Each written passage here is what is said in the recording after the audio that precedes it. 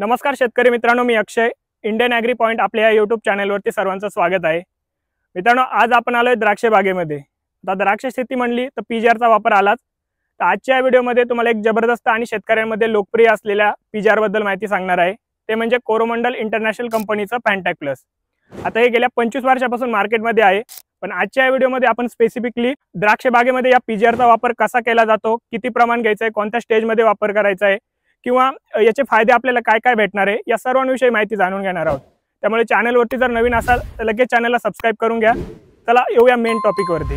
तर मित्रांनो, हे पीजीआर जसं की मी सुरुवातीला सांगितलं 25 वर्षापासून मार्केटमध्ये आहे. त्या पीजीआरमध्ये इसेन्शियल अमायनो ॲसिड, विटॅमिन, त्याचबरोबर मिनरल, एन्झाईम हे आपल्याला संतुलित कॉम्बिनेशनमध्ये बघायला मिळतं. याचा जर वापर आपण द्राक्ष बागेमध्ये केला तर चांगली व्हेजिटेटिव्ह ग्रोथ, ज्याला आपण शाकीय वाढ म्हणतो, ही झालेली आपल्याला बघायला मिळते. त्यासोबतच मित्रांनो, जो अबायोटिक स्ट्रेस आपल्या वेलीवरती येत असतो त्याला घालवण्याचं हे काम करतं. त्यानंतर झाडामध्ये वेलीमध्ये चांगला स्टोरेज निर्माण करतं. आणि तुम्हाला माहिती आहे, स्टोरेज जर चांगला असेल तर झाड चांगली फ्लॉवरिंग देईल, चांगली सेटिंग होईल. त्याचबरोबर हे बेरी ड्रॉपिंग असते, बेरी ड्रॉपिंग थांबवण्यासाठी पण मदत करतं. यासोबत घडाला लवचिकपणा आणतं. घड जर लवचिक असेल तर बंच लेंथ आपल्याला चांगली मिळते, बेरी साईज चांगली मिळते. त्याचबरोबर मित्रांनो, स्टोरेजसाठी पण आपल्याला फायदा होतो. त्यामुळे 30% आपलं जास्त उत्पन्न वाढवण्यासाठी हे मदत करतं. तर अशा पद्धतीने मित्रांनो, ओव्हरऑल जर विचार करायचा ठरला तर हे जे काय फॅन्टॅक प्लस पीजीआर आहे आपल्याला कलर, क्वालिटी, लस्टर या सर्व गोष्टी मिळवून देण्यासाठी काम करतं. त्यामुळे अल्टिमेटली आपल्या उत्पन्नात तर वाढ होते, पण आपलं उच्च गुणवत्तेचं उत्पादन मार्केटमध्ये त्या ठिकाणी जातं.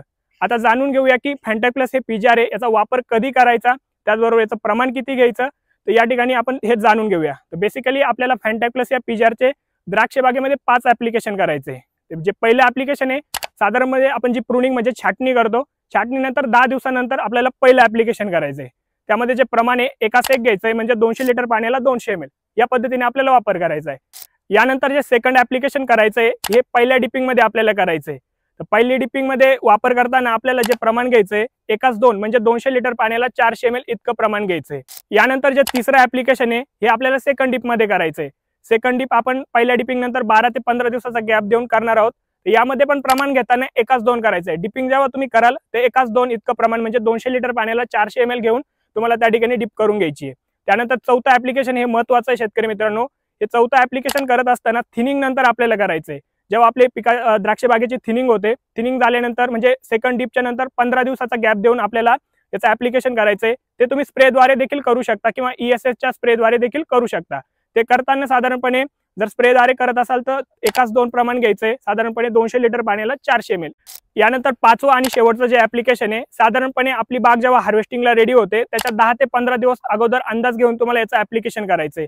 तर या कालावधीमध्ये ऍप्लिकेशन केल्याने आपल्याला फायदे काय होणार आहे, ऍडिशनल बेनिफिट आपण म्हणू शकतो त्याला, की लस्टर, चकाकी वाढली जाते, त्याचबरोबर बेरी लेंथ पण फायदा होतो.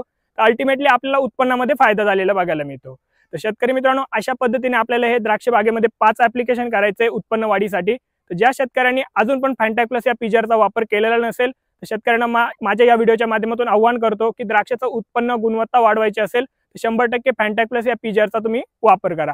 अजून तुम्हाला काही माहिती पाहिजे असेल, माहिती अपुरी पडली असेल आपल्या या व्हिडिओमध्ये, तर तुम्ही खाली कमेंट करून मला विचारू शकता. जर व्हिडिओ आवडला तर जास्तीत जास्त द्राक्ष बागायतदार शेतकऱ्यांपर्यंत शेअर करा. चॅनलला सबस्क्राईब करायला विसरू नका. धन्यवाद.